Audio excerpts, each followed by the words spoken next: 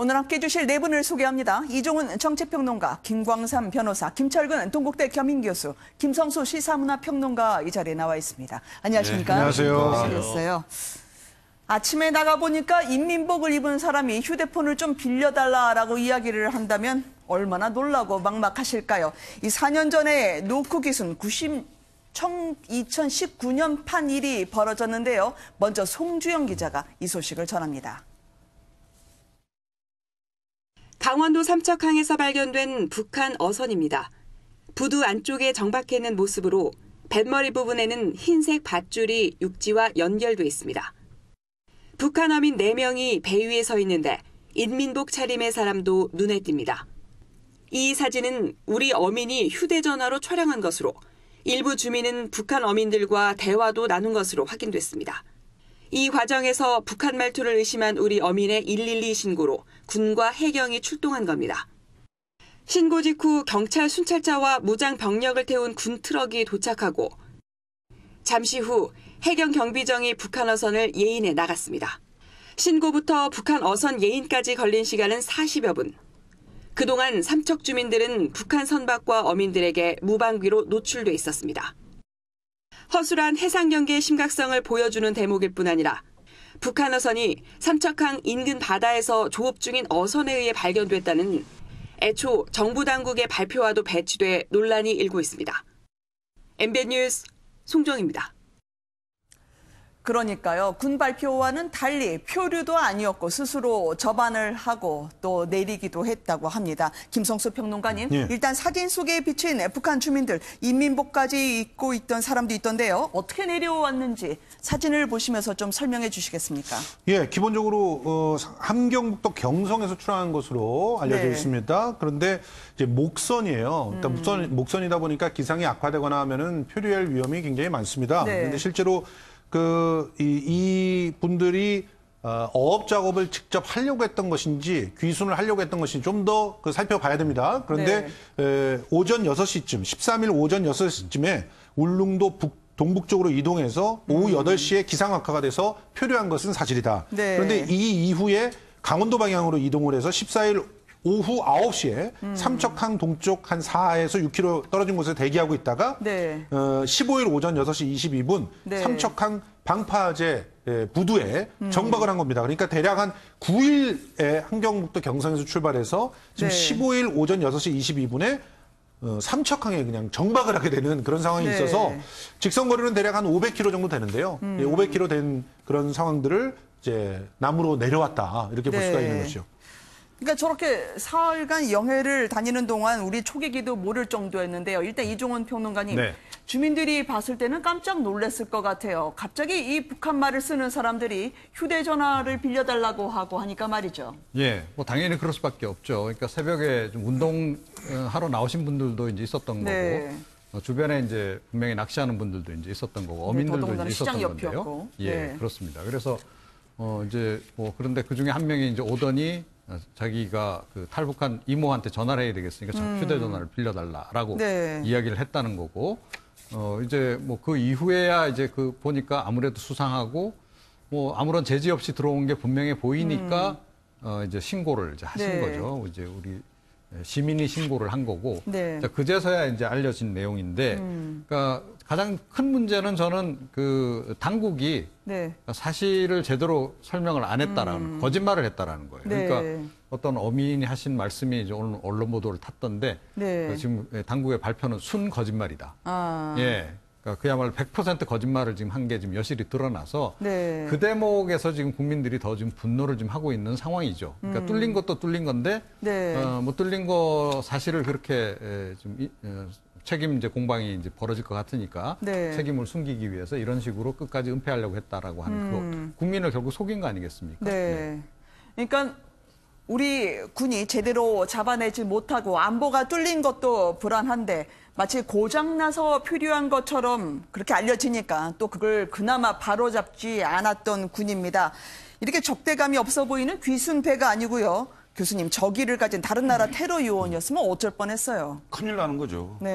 우리 군이 그 해상에서 무방비 상태로 완전히 지금 뚫린 게 증명된 거지 않습니까? 네. 더군다나 3일 동안 울릉도 인근까지 가서 다시 네. 표류가 아니고 기계 고장이라고 얘기를 했는데 실제로 동력으로 다시 그 삼척항까지 왔다는 거 아니겠어요? 이런 걸로 봤을 때는 네. 상당히 그 경계가 너무 허술한 게 아닌가.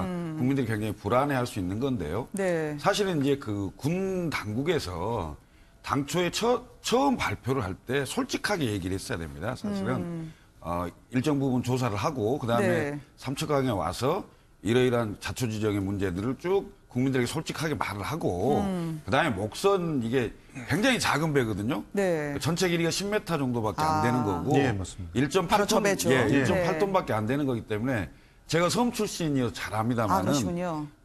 높이가 한 1.3m 정도밖에 안 되고 파도가 조금만 쳐도 1.5m 파도에 묻히는 정도이기 때문에 네. 사실 발견하기가 쉽지 않을 수 있습니다. 그래서 이런 여러 문제들을 국민들에게 소상하게 얘기를 하고요. 더군다나 네. 지금 오징어 배들이 많다는 거 아니겠습니까? 아, 그래서 그렇죠. 그 경계를 강화하는 상황이었음에도 불구하고 NLL 남하해서 3일 동안 우리 군에 의해서 해경에 의해서 아무런 것도 감지되지 못했다는 것은 그렇죠. 국민들에게는 대단히 그 불안하게 만드는 요소인 것은 분명합니다. 네. 그렇지만 더 큰 문제는 이걸 가지고 책임 공방이 있을 것 그리고 남북 관계에 혹시 네. 악영향이 있을 것 이런 정무적 판단을 하면서 국민들에게 왜곡, 은폐, 네. 속이려고 했던 그런 의도가 있지 않았느냐 이런 측면이 굉장히 잘못된 것이다 이렇게 보입니다. 그러니까 최근에 대화 국면을 의식해서 군이 정무적 판단을 하면 안 되는데 오늘도 아마 지휘관 회의가 벌어졌던 모양인데요. 정경도 국방장관은 상당히 아랫사람 질타를 하던데 여기서 그렇게 질타한다고 끝날 일일까요? 여권의 반응까지 한번 보시도록 하겠습니다. 노크 기준으로는 좀 다르게 봅니다. 노크 기준은 육지에서 제한된 범위 내에서 우리가 경계작전에서 실수한 것이지만 이것은 영해상에서 약 200km에서 300km 떨어진 부분이기 때문에 아무리 촘촘히 감시망을 가지고 있고 하더라도 한계상이 있는 겁니다. 아시다시피 이게 철선이 아니고 목선이고 또 1.8m밖에 안 되는 그런 조그만 그 목선이기 때문에 그런 제한상이 있다고 판단합니다. 지난 6월 15일 발생한 북한 어선 관련 상황에 대해 우리 모두는 매우 엄중한 상황으로 인식해야 합니다. 우리가 100가지 잘한 것들이 있더라도 이 한 가지 경계작전에 실패가 있다면 국민의 신뢰를 얻을 수가 없습니다. 우리는 경계작전 실태를 꼼꼼하게 되짚어보고 이 과정에서 책임져야 할 인원이 있다면 엄중하게 책임을 져야 할 것입니다. 이분들은 목선을 타고 귀순하겠다 내려왔지만요. 사실상 군사작전처럼 일출과 함께 시동을 걸고 삼척항으로 들어왔습니다. 군이 이 부분은 아마 이제 반사파인 것 같아서 잘못 볼 수는 있죠. 더 큰 문제는 결국은 국민들에게 거짓말하고 속인다는 거 아니겠습니까, 변호사님? 그게 맞습니다. 만약에 이제 실수는 할 수 있죠. 그렇지만 그 실수가 됐을 때 그 부분에 대해서는 정확하게 국민에게 이실직고를 하고 네. 앞으로 이에 대한 이제 대책을 세우면서 거기에 대한 걸 국민들에게 안심시키는 게 제일 중요한 거 아니겠습니까? 그리고 네. 저 구역이요. 작전 책임 구역이다 합니다. 그래서 그래요? 다른 것보다도 훨씬 더 경계를 강화하는 지역이고 또 아군 해상 추계기가 거의 네. 한 4km 정도 또 지나갔다는 거잖아요. 그 거기에 많은 그 경비함들이 순찰을 들고 경계를 강화하고 있었다고 해요. 근데 그걸 놓쳤다는 게 말이 되지 않고 그다음에 그러면 이걸 누가 책임을 할 것이냐. 이제 네. 이 부분에 대해서 우리가 생각을 해봐야 하는데 사실 저 배에 만약에 뭐 난파 간첩이 타고 있어서 테러를 했다든가 아니면 외국의 어떤 테러와 관련된 사람이 와서 우리에게 뭐 해를 끼쳤다고 한다면 그건 당연히 국방부장은 책임져야 돼요.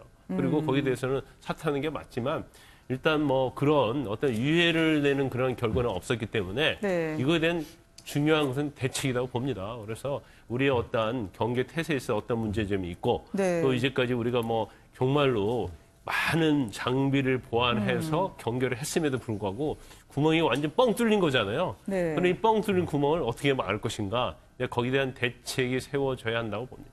조금 더 네. 제가 좀 보완 설명을 네, 정 드리면요. 평론가님. 북한이 만약에 이 테러 요원을 이제 우리한테 보낸다라고 한다면 네. 이런 식으로 보낼 가능성이 굉장히 높습니다. 그러니까 곧바로 직진해서 안 내려오죠, 절대로. 그러니까 뭐 원거리를 돌아서 네. 우회해가지고 그래가지고 이제 들어올 가능성이 높은 거고. 그 다음에 뭐 과거에도 반잠수정 같은 것들이 이제 주로 북한이 침투할 때 많이 활용을 네. 한 것으로 이렇게 알려져 있듯이 절대로 그 높은 그러니까 이 높이가 높은 그런 배들을 이용하지 않습니다. 그리고 당연히 목선, 철선이 네. 아닌 목선을 이용하는 것이고 그래야 레이더에 안 잡히니까.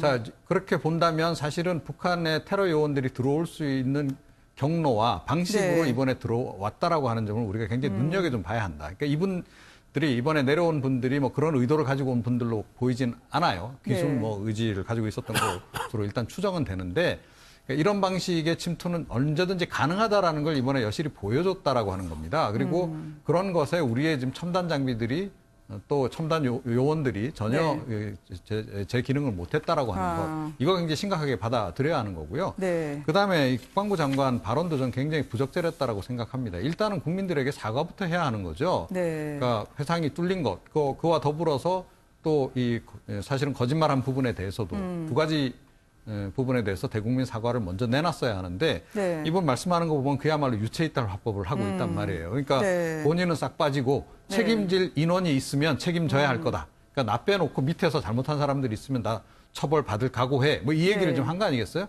근데 국민들이 이 부분을 어떻게 생각하겠습니까? 이거 총체적으로 보면 결국은 국방부 장관도 책임이 있는 거잖아요. 네. 책임이 어떻게 보면 지휘체계의 제일 상단에 있는 분 아닙니까? 그런 분이 이런 식으로 이 발언을 하는 것도 굉장히 부적절했다라고 저는 생각합니다. 네.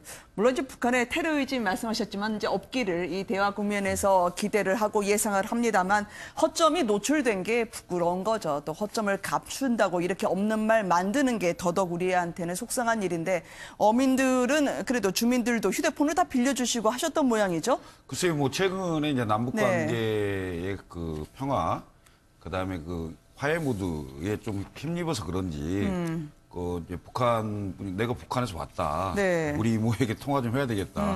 휴대폰을 좀 빌려달라. 네. 이렇게 했을 때 주민들이 이제 휴대폰도 주기도 했는 모양이고요. 그다음에 네.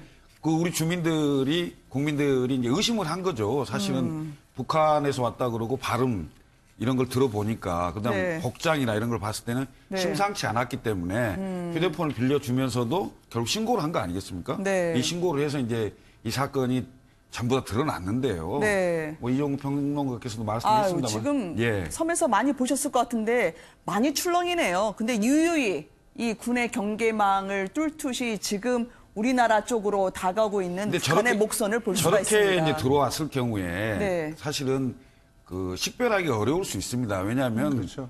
그 북한 밴지, 네. 대한민국 밴지 아. 이걸 식별하기가 쉽지 않을 수 있는 건데 네. 그걸 솔직하게 인정을 하고 아.